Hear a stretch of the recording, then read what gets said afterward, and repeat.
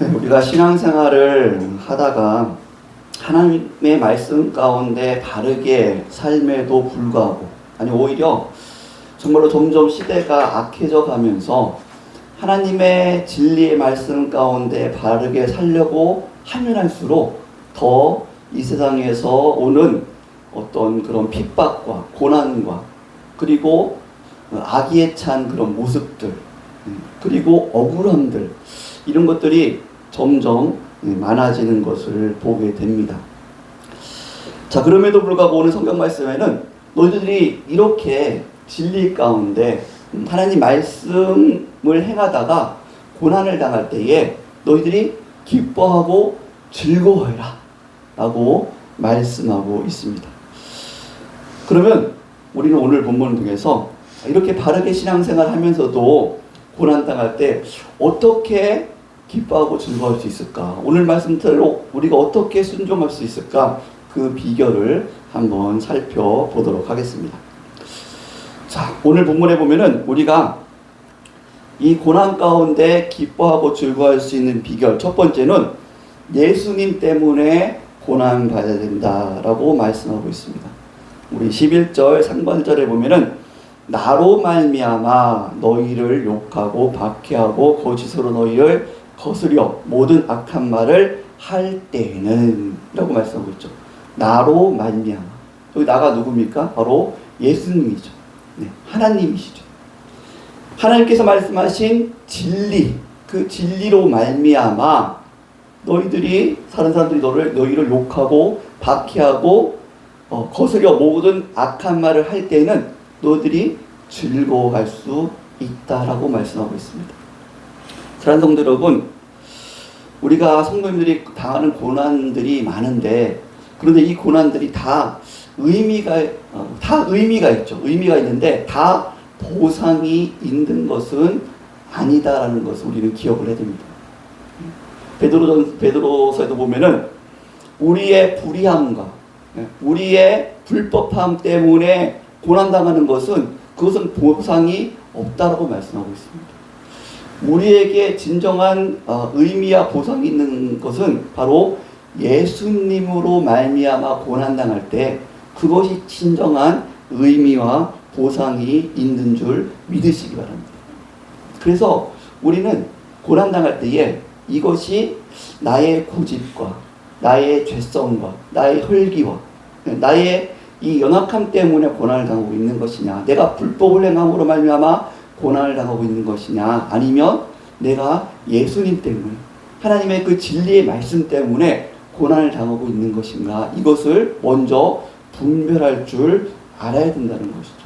그래서 우리는 내가 나의 그런 죄악 때문에 고난당하고 있다면 우리는 빨리 회개하고 돌이켜서 하나님 앞에 바른 모습으로 나와야 될 줄 믿습니다.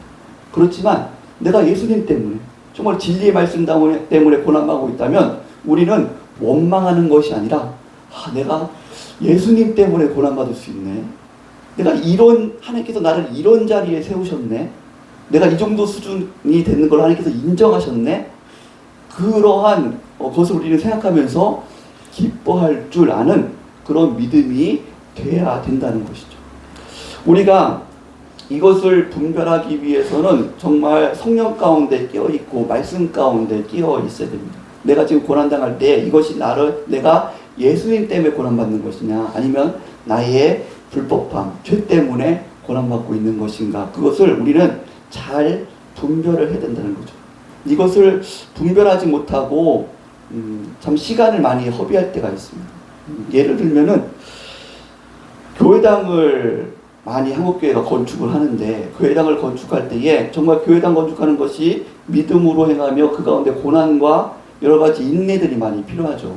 정말 교회가 부흥되어지고, 또 성도들 교제의 장소가 작고, 좀 예배의 장소가 작고, 또 좀 더 활동적으로 또 양육도 하고, 또 여러 가지 훈련도 하고, 그런 것들을 하기 위해서는 교회당이 좀 작으면 교회당을 또 건축을 해야 되는 거죠. 그 시기와 그 규모를 알맞게 하는 것은 매우 중요합니다.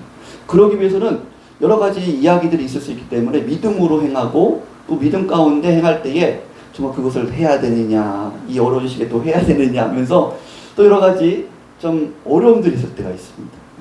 그런데 정말 기도하면서 이것을 하나님께서 원하신다 라고 담임 목사님과 장로님들과 성도들이 온 마음을 모아서 그렇게 행할 때는 정말 하나님께서 놀랍게 역사하시면서 어려운 가운데서도 정말 그 교회당을 또 지으면 주변에서도 민원이 들어오고 막 그럴 때가 있잖아요. 근데 그런 것들을 다 이렇게 또 막아주시고 또 이해시켜 주시고 하면서 그것이 은혜스럽게 잘 될 때가 많이 있습니다. 그런데 안타깝게도 교회당을 세울 때에 어떤 담임 목사님과 또 성도들의 그런 고집과 아집으로 행할 때가 있습니다. 그것이 정말 하나님 중심, 어떤 성도들이 더욱더 교제하고 양육하고 또 예배드리기 위해서 잘 알맞게 규모 있게 지어지는 것이 아니라 욕심으로 해야 할 때가 있어요. 뭔가 좀 남들에게 보이고 싶고 이왕 하는 거 좀 남들이 보기에 야 정말 이 교회 대단하다 이렇게 뭐 하고 싶은 그런 욕심이 있을 때가 있다는 거죠. 그러면서 교회가 어지러울 때가 많습니다. 힘들 때가 많고 그런데 이것이 나의 오집과 아집으로 행했음에도 불구하고 그것을 그냥 어떤 핍박으로 얘기할 때가 있다는 거죠. 그것을 이거 좀 너무 우리가 욕심으로 하는 거 아닙니까? 얘기할 때에 믿음이 없습니다. 그러면서 막 이렇게 이거 우리를 왜 핍박합니까? 그렇게 분별하지 못하고 이야기할 때가 있다는 것이죠. 그래서 우리가 뭐 교회뿐만 아니라 가정에서도 마찬가지입니다. 가정에서도 또 이웃과의 관계 속에서도 내가 진리의 말씀을 전하다가 복음을 전하다가 핍박당할 때도 있지만 내가 정말 혈기 부리고 또 잘못된 말을 하고 내가 불법을 행해서 그래서 다른 사람들이 상처 주고 잘못해서 받는 비난들이 있단 말이에요. 그런 것들은 우리가 잘 분별을 해서 내가 주를 위해서 정말 행하다가 전도하다가 주를 위해서 뭔가 봉사하고 헌신하고 주를 위해서 하다가 핍박받는 거 또 그런 것도 받을 수 있어요. 정말 주를 위해서 헌신을 열심히 할 때에 시기 질투하는 그런 경우들이 있잖아요. 너만 죄송합니다. 그때 말로 너만 잘났냐 뭘 우리 교회 사정도 잘 모르면서 뭘 그렇게 열심히 한다고 그러냐 네가 내 자리를 꿰차려고 그러느냐 뭐 그러면서 좀 시기 질투 받을 때가 있죠. 그때는 정말 상처가 되죠. 이거는 나는 정말 주를 위해서 열심히 하는데 내가 맡은 사명대로 열심히 하는데 그렇게 시기 질투로 인해서 또 다른 사람들에게 믿지 않는 자들에게 전도하다가 정말 그들에게 구원의 생명의 말씀을 전하다가 그렇게 핍박당할 때가 욕을 얻어먹을 때가 있죠. 그때는 우리는 즐거워할 줄 알아야 됩니다. 내가 주를 위해서 이제 이렇게 욕도 먹는구나. 내가 예전에는 나의 죄 때문에 욕먹고 나의 죄 때문에 다른 사람들을 불편하게 하고 나의 죄 때문에 다른 사람들에게 손해를 끼쳤는데 내가 이제는 주를 위해 살다가 이렇게 욕도 먹는구나. 그런 좀 넓은 마음과 가능과 그런 기쁨이 있어야 될 줄 믿습니다. 그런데 우리는 이 부분에 대해서 이렇게 기쁨을 누리려면 먼저는 분별이 있어야 된다는 거예요. 내가 지금 주를 위해서 고난받고 있는가 아니면 나의 죄 때문에 나의 고집과 교만과 나의 혈기와 그런 거 있잖아요. 내가 정말 복음을 전하면서도 막 혈기로 전할 때가 있잖아요. 너 그러면 너 지옥 가! 너 지옥에 나가라! 뭐 그러면서 이렇게 복음을 전하는데 혈기로 전한단 말이에요. 그럴 때가 있단 말이에요. 그러면 그거는 주를 위해 고난받는 겁니까? 아니면 나의 죄성 때문에 고난받는 겁니까? 나의 죄성 때문에 고난받는 거죠. 야, 저 예수 믿는 게 예수 믿는다고 하면서 저렇게 혈기 부리고 말이야. 저렇게 예의도 없고 말이야. 그거는 복음을 전하다가 고난받지만 그거는 어떻게 보면 주를 위해서 고난받는 것이 아니라 나의 죄성 때문에 고난받는 거죠. 그래서 우리가 이 부분을 잘 분별해야 돼. 특히 한국 사회는 지금 한국교회는 이 부분을 잘 분별을 해야 됩니다. 내가 지금 주를 위해 정말 겸손하게 행하면서 내가 정말 성실하게 충성되게 행하면서도 내가 주를 위해 고난받고 있는가? 아니면 내가 주를 위해 한다고 하지만 혈기, 질투, 교만, 내 뜻대로 하려고 하다가 고난받고 있는가? 라는 부분을 잘 우리는 분별하면서 내가 내 뜻대로 정말 나의 불법 때문에 고난받고 있다면 빨리 회개하고 하나님 내가 주를 위해 산다고 했지만 이 가운데 혈기와 질투와 시기, 교만함으로 했습니다. 하나님 용서해 주십시오. 제가 겸손함과 관용과 충성과 온유함으로 이 일을 행할 수 있도록 오직 하나님만이 영광 받으시는 그런 일을 행할 수 있도록 도와주옵소서. 우리는 이렇게 기도하며 나아가야 될 줄 믿습니다. 그래서 첫 번째 우리가 주를 위해 고난받아서 기뻐할 수 있는 비결 첫 번째는 주를 위해서. 한번 따라볼까요? 주를 위해서 고난받자. 주를 위해서 고난받자. 이게 첫 번째 비결입니다. 두 번째 비결은 예수님 때문에, 진리 때문에 고난받은 선지자들, 믿음의 선진들을 바라보라 라고 말씀하고 있습니다. 우리 12절 말씀 보면은 기뻐하고 즐거워하라 하늘에서 너희 상이 큼이라 너희 전에 있던 선지자들도 이같이 박해하였느니라. 너희 선지자들도 이렇게 박해를 받았느니라 라고 말씀하고 있습니다. 우리는 신앙생활 잘하다가 정말 욕을 받고 시기 질투를 받고 상처를 받을 때에 우리의 솔직한 마음에는 하나님께 원망될 때가 솔직히 많습니다. 하나님, 제가 정말 주를 위해서 이렇게 행하는데 왜 하나님 저에게 이런 시련을 주십니까? 하나님, 복의 길을 열어주셔야지 왜 이런 고난과 고통과 역경의 길을 주십니까? 하나님, 이 역경을 좀 빨리 없애주십시오. 하나님 좀 억울합니다. 이렇게 답답하고 좀 억울하고 또 혹은 원망될 때가 있습니다. 그런데 그때는 나만 왜 이 고난을 받는가라고 생각될 때도 있어요. 그렇지만 오늘 말씀해 보니까 예수님께서 말씀하십니다.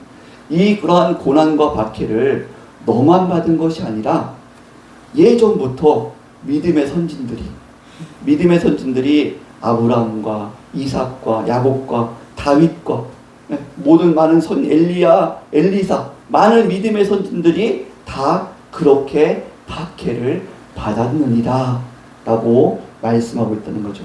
그래서 이 말씀은 어떤 의미냐면은 내가 고난받을 때에 원망하고 불평하고 혼자 받는 것처럼 그렇게 괴로워하지 말고 그 믿음의 선진들이 그 고난받을 때에 어떻게 하나님 앞에 기도하고 어떻게 하나님을 의지하고 어떻게 하나님께서 주신 지혜와 능력과 그 소망 가운데 믿음 가운데 어떻게 승리했는지 살펴보아라 라고 말씀하시는 것입니다.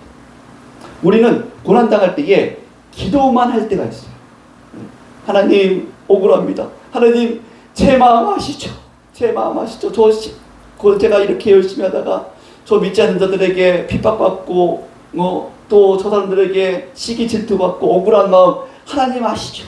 이렇게 기도하는 거가 첫 번째고 기도하는 믿음의 선진들도 처음에 기도했죠.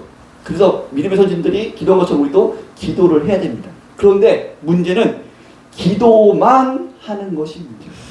기도만 하는 것. 하나님 좀 제가 기도하니까 다 해결해 주세요. 이렇게 기도만 하는 것은 문제가 된다는 것이죠. 선진들을 바라봐라고 하는 것은 무슨 뜻이냐면 선진들이 어떻게 하나님 앞에 기도했는지 기도의 내용인지를 살펴봐라. 그 믿음의 선진들이 다윗이 어떻게 기도합니까? 그냥 하나님 구해주세요만 기도한 것이 아니라 믿음의 선진들이 어느 순간에는 지혜를 구했고 어느 순간에는 하나님 저에게 잘 인내할 수 있는 믿음을 주십시오. 믿음을 구했고 같은 기도를 하더라도 어느 순간에는 하나님 저에게 소망을 주십시오. 소망의 기도를 드렸고 그 케이스 바이 케이스 그 상황에 따라서 기도의 내용이 달라지는 것을 볼 수 있습니다. 그 시련을 이기기 위해서 기도의 내용이 각각 다릅니다. 그리고 그 시련을 이기기 위해서 그 믿음의 선진들이 어떻게 지혜롭게 행했는지 저들이 여기 보면은 악을 꾀하는 것이죠. 악을 꾀하는 것. 나를 핍박하는 것뿐만 아니라 악한 말을 할 때면 너희를 거스려 모든 악한 말을 할 때에는 그리고 또 악의를 가지고 우리를 거짓으로 넘어뜨리려고 할 때 있어. 거짓으로 넘어뜨리려고 할 때. 단순히 핍박하는 정도가 아니라 뭔가 우리가 죄를 행할 때에 우리를 거짓으로 깨어서 넘어뜨리려고 할 때가 있다는 말이죠. 그럴 때에 이 믿음의 선진들이 그 악한 꾀들을 어떻게 이겼는가.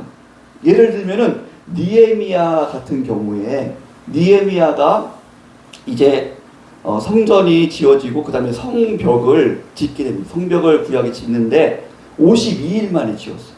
그런데 그 성벽을 지을 때에 사마리아 사람들과 주변에 있는 사람들이 매우 시기 질투를 하고 방해를 했습니다. 그래서 어떻게 또 방해를 했냐면 그들을 위협할 뿐만 아니라 느헤미야를 죽이려고 꾀를 냅니다.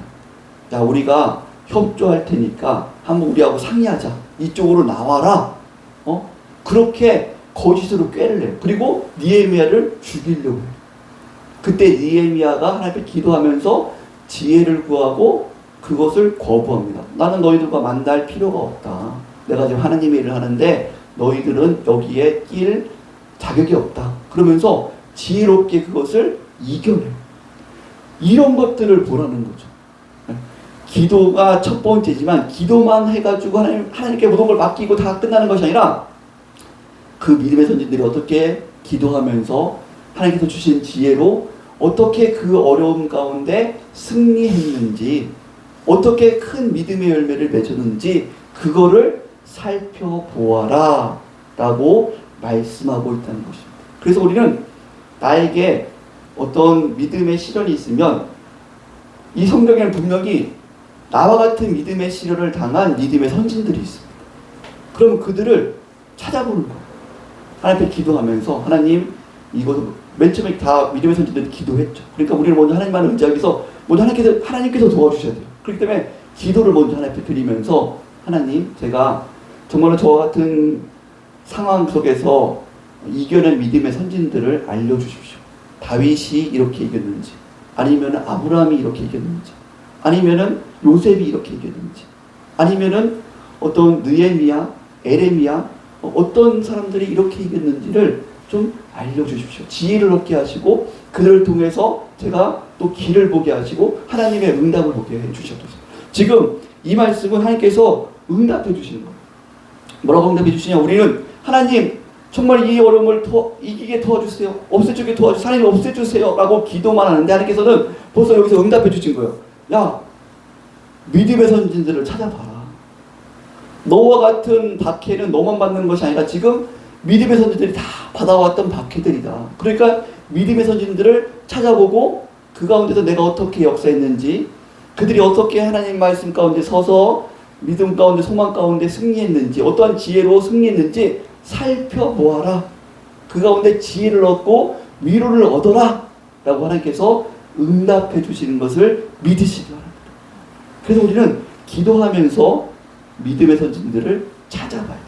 찾아봐서 이 믿음의 선진들이 지금 나와 같은 상황인데 이렇게 승리했구나. 나도 이렇게 해야겠구나.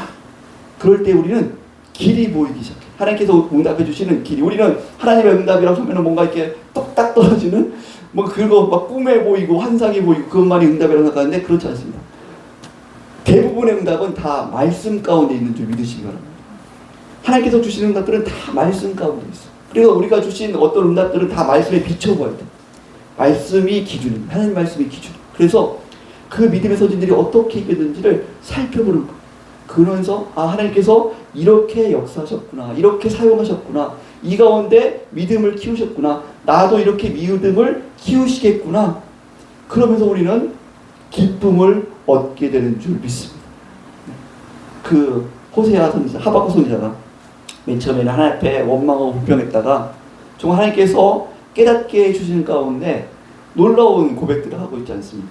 무화과 나무에 소출이 없고 외양간에 소형아지가 없고 아무것도 환경이 달라진 게 없어. 근데 나는 여호와로 말미암아 내가 즐거워하리로다 라고 고백하고 있지 않습니까? 우리가 믿음의 선진들을 오늘 말씀처럼 살펴볼 때에 그들이 어떻게 믿음으로 하나님께서 주신 지혜와 능력으로 어떻게 승리했는지를 살펴보면 지금 환경은 아직까지 다 변하지 않더라도, 아직까지 해결되지 않더라도 하나님께서 이렇게 하시겠구나. 여러분 길이 보이면은 어떻게 기쁘십니까? 안 기쁘십니까? 기쁨이 있죠. 길이 안 보이면 답답한데 하나님께서 이렇게 하시겠구나. 그 길이 보이면 기쁨이 회복될 줄 믿습니다. 또 두 번째 비결은 이처럼 믿음의 선진들을 살펴보는 거예요. 기도하면서, 맨 처음에 기도하면서, 믿음의 선지자들이 기도했듯이 기도하면서 구체적으로 어떻게 기도했는지, 어떻게 지혜롭게 행했는지, 이것들을 살펴보는 거죠. 자, 마지막 세 번째로는 천국에서 받을 큰 상을 사모하는 것입니다. 12절 말씀에 기뻐하고 즐거워하리라. 하늘에서 너희의 상이 큼이라 라고 말씀하고 있습니다. 사랑하는 여러분, 천국에, 이 땅에서도 하나님께서 우리에게 복을 주시지만 천국에서는 썩어지지 않을 영원한 상급을 주실 줄 믿으시기 바랍니다. 천국에도 상이 있습니다. 천국에도 큰 자가 있고 작은 자가 있습니다. 물론 천국은 다 즐겁습니다.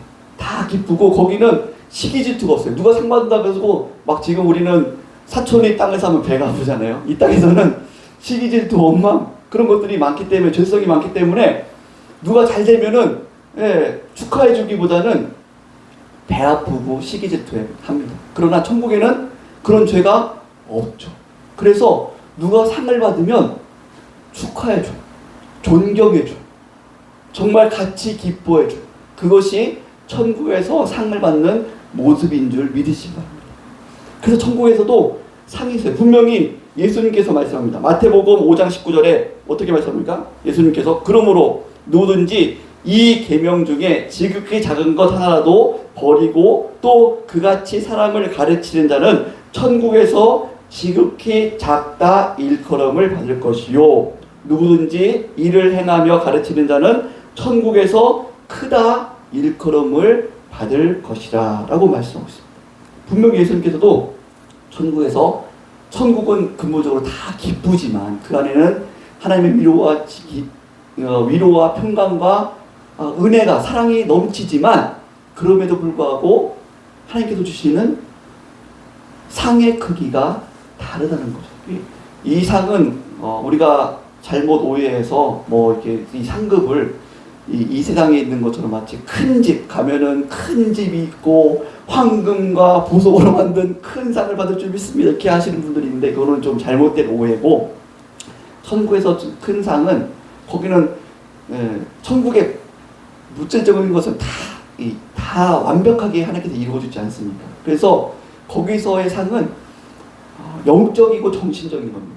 즉 하나님의 영광에 더 깊이 참여하고 하나님의 사랑을 더 깊이 알고 하나님을 더 깊이 알고 더 하나님과 거기 성도들과 천사들에게 더 존귀와 영광을 받는 것, 그것이 상급인 줄 믿으시기 바랍니다.